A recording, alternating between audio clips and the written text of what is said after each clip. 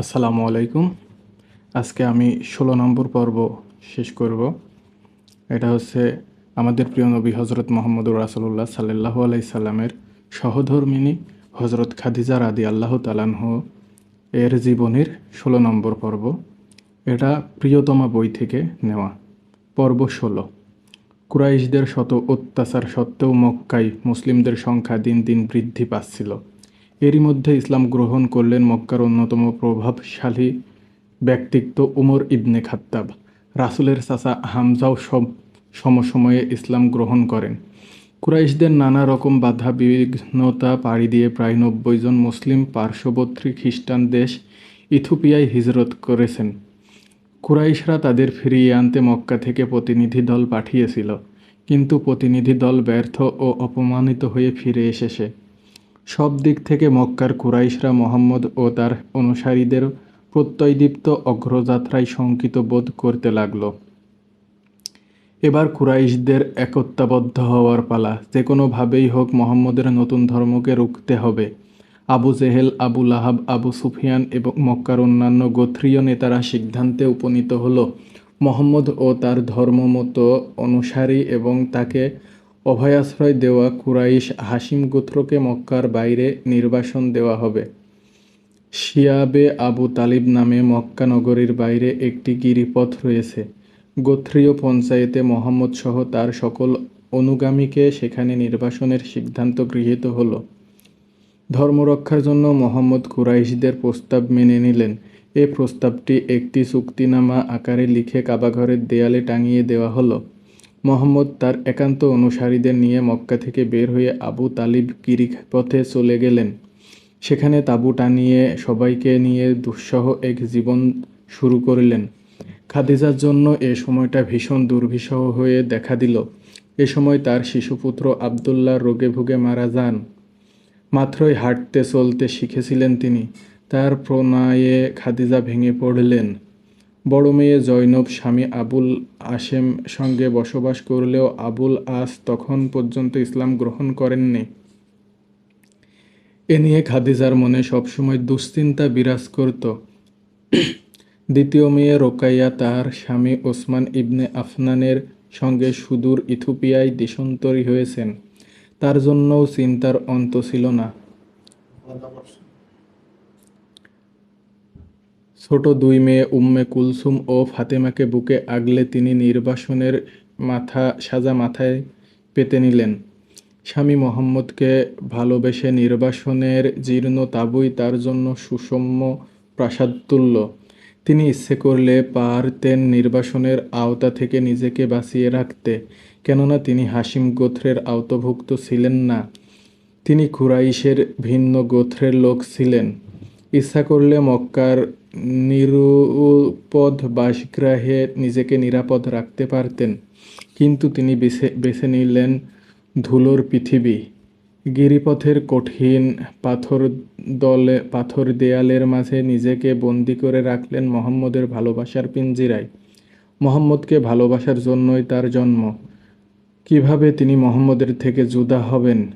মুহাম্মদকে এক মুহূর্তের জন্যও নিজের চোখের আড়াল হতে দিতে চান না।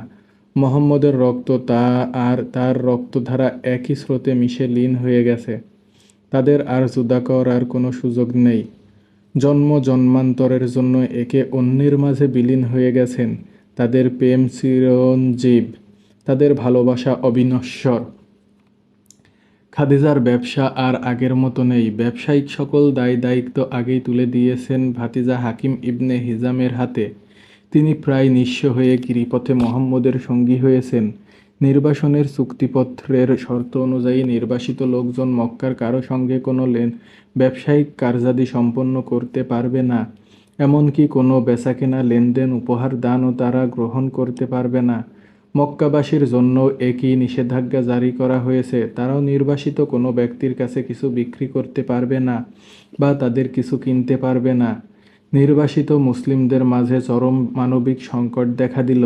পর্যাপ্ত খাবার নেই, শিশুদের জন্য শিশু খাদ্যের ব্যবস্থা নেই, বসবাসের জন্য বাসস্থানের অপর্যাপ্ততা, অস্বাস্থ্যকর পরিবেশ, সব মিলিয়ে গিরিপথের জীবন এক প্রকার মানবেতর জীবনে রূপ নিল।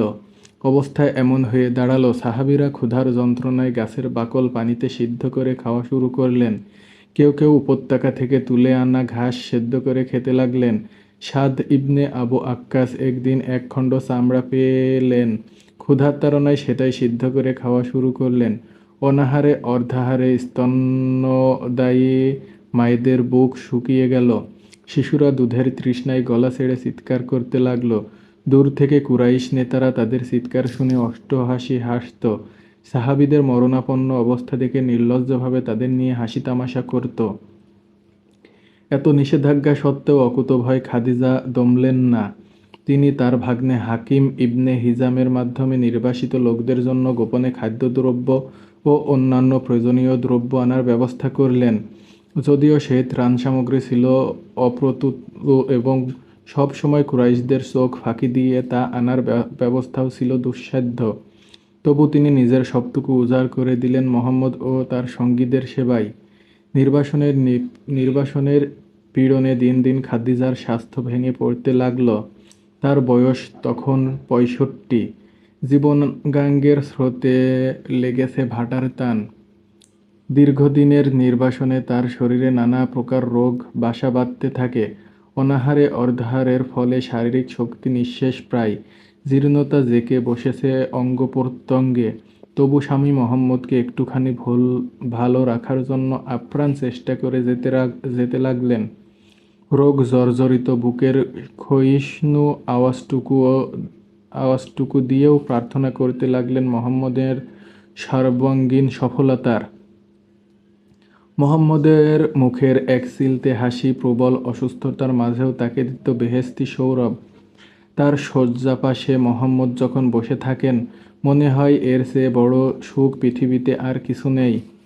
মোহাম্মদের মুখের দিকে তাকালে এখনও তার চোখে ভেসে ওঠে দামেস্কের বাজার থেকে ফেরা যুবক মোহাম্মদের সেই যৌবনদীপ্ত ছায়াছবি। খাদিজার চোখ জলে ভরে ওঠে। এটাই মূলত ছিল 16তম পর্ব। ইনশাল্লাহ খুব তাড়াতাড়ি 17তম পর্ব শেষ করব। আল্লাহ হাফেজ।